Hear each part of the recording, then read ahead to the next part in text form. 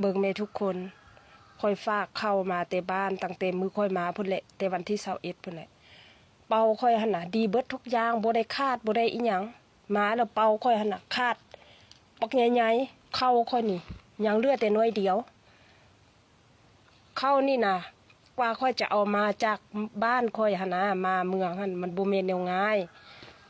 แล้วมาเขียนอยู่นี่หั่นน่ะว่าบ่รับประกันว่าซั่นถ้าบ่รับประกันหั่นน่ะเจ้าสิเปิดสาขาเพื่อหยังถ้าเจ้าเปิดสาขาแล้วเจ้าก็ต้องรับประกันให้ลูกค้าแม่นบ่ล่ะเฮาฝากหั่นน่ะบ่แม่นเฮาฝากฟรีได้เฮาก็เสียเงิน